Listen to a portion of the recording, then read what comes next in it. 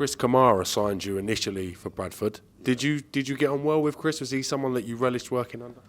At the beginning, he was all right with me, and then I think he never liked my partying, so he had the hump with me in the end. By the time he got the sack, that's another manager got the sack. He weren't really having me. No. You know, he thought I was out all the time, which I was at the time. I was enjoying the social a little bit more than the football at the time. But he got the sack, and then his assistant took over. Which would be Paul Jewell. That's Paul Jewell. And me and Paul Jewell, he was good mates with another player of mine when I went up there called Eddie Younds. So we used to go out drinking and all that. But then he took over, and I instantly liked him anyway.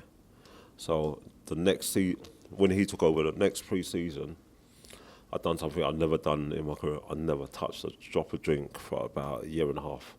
And all through the off-season, I trained 3 times a day. I went out running at 6 o'clock, went gym 12, went running at midnight. And I was timing all my runs and beating every single one of them. So when I went back pre-season, it's a new me. I was flying, I was winning everything.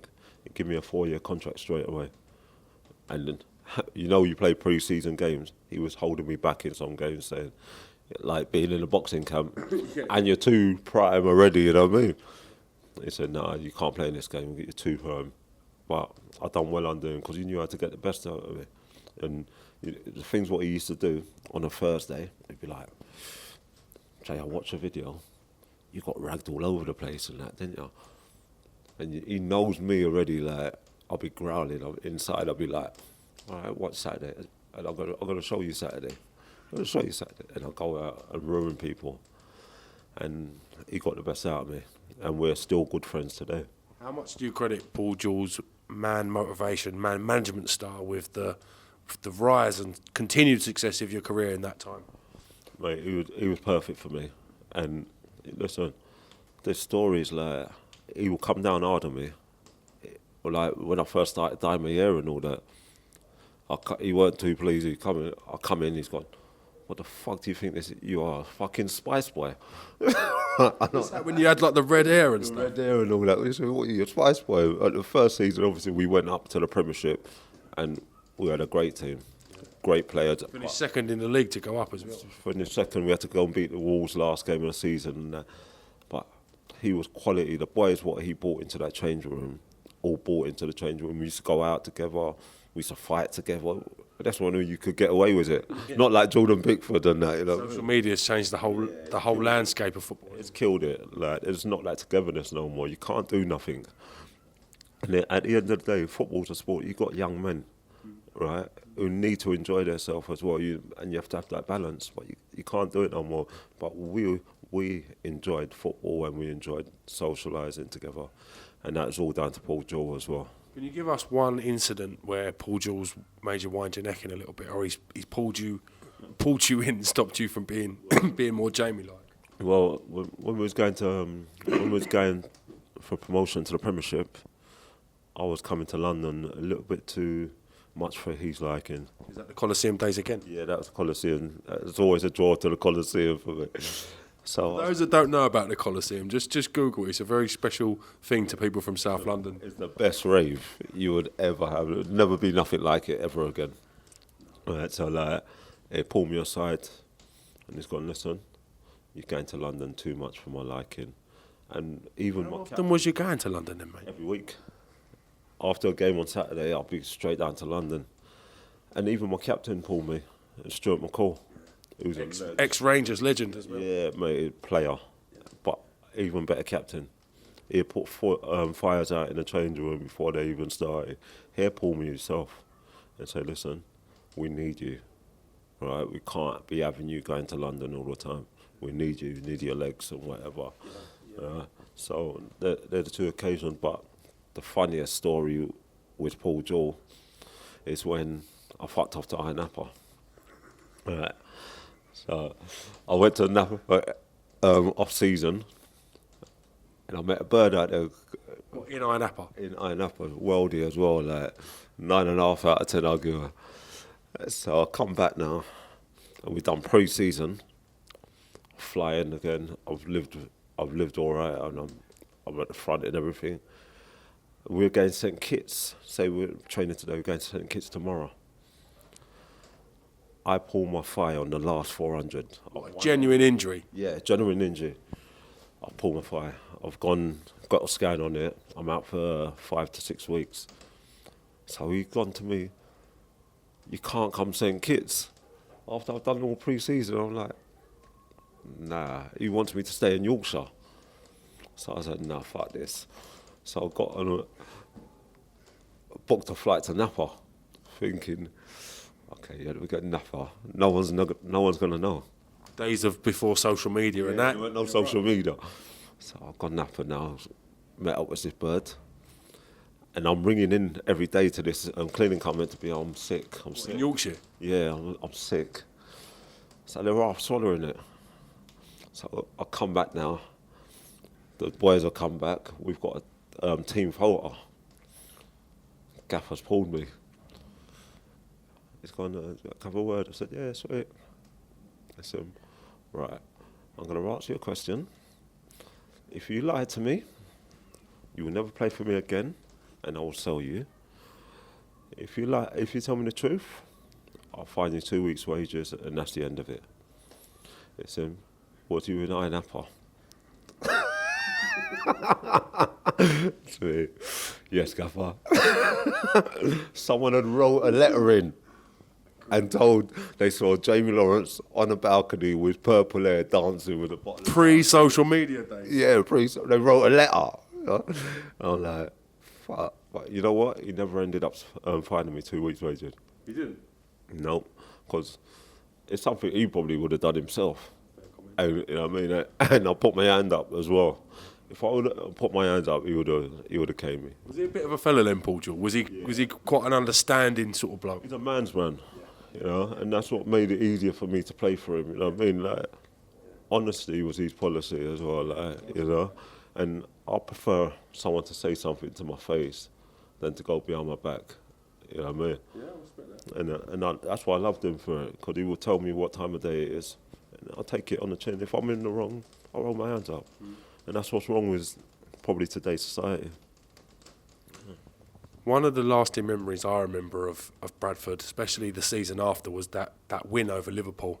It's such a dramatic win to keep them in the Premier League. I think it was the first time you guys have been in the Premier League for 77 years, whatever the case may be. Can you talk me through that season a little bit from where you were?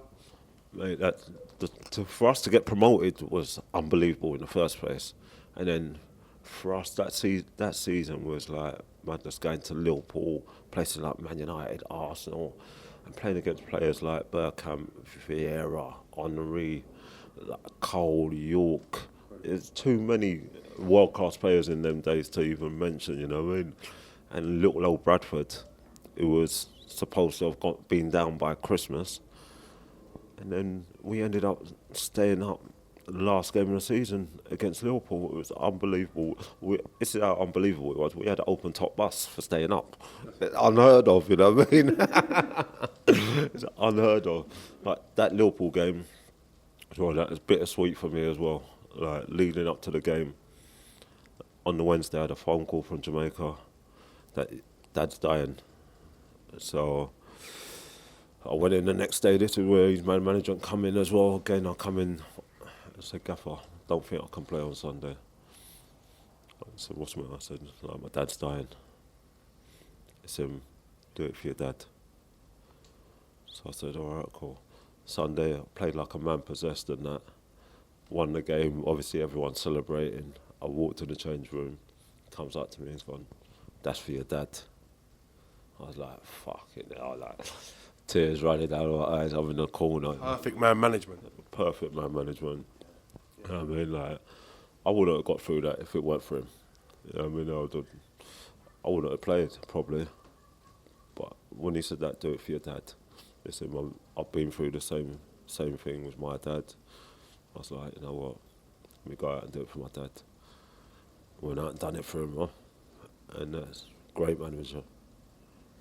How proud are you of your caps for Jamaica? You played 11 World Cup qualifiers for Jamaica, and growing up in Balham of Jamaican heritage, was it a huge honour for you to get that chance to represent that country? Mate, it's the greatest honour ever. And what's better is that after I brought my dad to England to try and get him out because he had cancer, and I had been called up when he was here, but they withdrew the invitation because of my criminal record. That's incredible. Fuckers, yeah?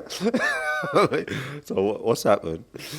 The Jamaicans, public, they weren't having it. No. They said, nah, it got to reinstate him. Right? It's all over the TV out there and all that.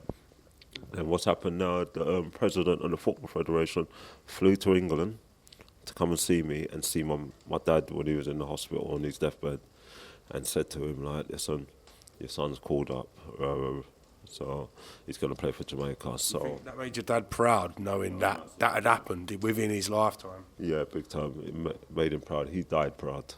100% he died proud. I know he died proud. So like, when I pulled on that shirt for Jamaica, it's probably one of the biggest, proudest moments of my life. You know? And my mum getting to watch me play as well for her country. She used to love it. To dress up in her Sunday best church clothes and come and watch me. Yeah. And I know she was proud. Just goes to show, like, when you was in jail, would you have even thought of the chance that you could have got to represent Jamaica at professional football? Listen, I never thought I would represent anyone at one point, you know what I mean? And then to go on and represent your country, it's got to be the pinnacle. And I ended up getting to play against Brazil. And they was world champions at the time, so anything's possible in life. You've played against some great teams, you've played against some great players. If you had to pick one player, say, for instance, who was the best defender you think you played against overall in your career, who would you pick out? A lot of people won't recognise this player, but Tony DeRigo, he used to play for Leeds, right? He gave me the biggest lesson of my career. He was at Leeds at the time, I was at Leicester, and I had a lot of pace. So I thought pace, I do people with pace all the time. But he taught me it's not all about pace, son. He gave me the hardest night. Every time a sub ball come up, I was hoping it was me, because he had me in his pocket. But then I learned another trick. I was thinking, you know what, you don't have to beat someone all the time with the ball. You can cross it, you can play it inside, you can come off the line. Before I was like, always try and go on the outside. Pace. Yeah, but he learned me a lot. But I learned from it, so lesson learned. But he was the best defender I played against. Was it hard for you at Bradford when the decision came about that Paul Jewell was no longer going to be there in charge of the club? Yeah, I hated it. Like, me and him got on so well, and I loved playing for him. But his number two took over, who had other ideas in what he wanted to do. And he started bringing in people like Dan Petrescu, Benito Carboni, David Hopkin, all good players in their own right, but they wasn't Bradford players, you know, because we needed everyone to be together. Hard working. Yeah, or graft. Not much difference in the wages between the lads, everyone pulling together. That's what I'm saying, like, and then you're bringing in people, there's some people on 6-7 grand, and then you're bringing in people on 40 grand. And they're not going to run around like us. Probably on the back end of their careers as well, so the energy levels probably aren't the same. And like there was a story like, we went to army camp again, and Benito's ringing up the chairman saying, I don't want to stay here, I want to stay in a hotel. You know, the boys were mucking together. You know what I mean? We don't want someone staying in a hotel and the rest in the army camp. It doesn't work. And then this Chris Hutchins, I actually ended up going on the transfer list when he came in. And Paul Jewell tried to get me. He was at Sheffield Wednesday at the time, but they was quoting £1 million for me and that. So the move never happened. And this Chris Hutchins weren't involved. And the argument was him. We played Liverpool away. He took me all the way there, not even put me in the squad. So after the game, I went up to see Emil, because Emil actually scored against us. Went to see him in the players' lounge, and they went without me. they left me in Liverpool. And I never had no cash on me whatsoever. And I had to ring it Emil. He'd come and give me some money to get a cab home. So I rang the manager next day. I said, listen, you need to get me out here because me and you are going to catch up if you don't. So he phased me out for like about 5-6 weeks. Took me Russia, not played me. St. Petersburg, never played me. And I was like, need to get out of here. But then, because they're losing games now, brings me back in the team, wants to play me. And that was a reoccurring record when I was at Bradford. A lot of managers come in, I don't fancy him. But as soon as the shit hit the fan, they play me. And then he got sacked after about 10 games. And then a manager called Jim Jeffries fucking come in as well. Same thing, bringing all these boys from Scotland. And then he got sacked the next year. And then I stayed for another 4 years. And I left on my own terms. And obviously I love that club. I know one day I'll end up back there in a coaching capacity. Yeah. I love that club. It's my favourite club of all. And I ended up going Walsall after, which was probably my worst time in football. Why do you dig that out as your worst time in football, Walsall? What stands out for you? The manager was a prick. Just say it's like we had a good change room when I first got there. All the time I was there actually. Like first year I was there, I was Vinny Samways, Jimmy Walker, Darren Rack. Like we was all good mates. Jimmy Walker had a fantastic career. Mate, top geezer as well. Good keeper, top geezer. We used to have a thing called the Tuesday Club. So we'd go out, have a few drinks, end up in the strippers, and then end up in the Indian until about 5 o'clock in the morning. But we have Wednesday off. We're all big men. We know what we're doing and that. And we ended up staying up that season. That's why he bought me in the first place. Then the next season, I was away with Jamaica the whole summer, so I never had a break.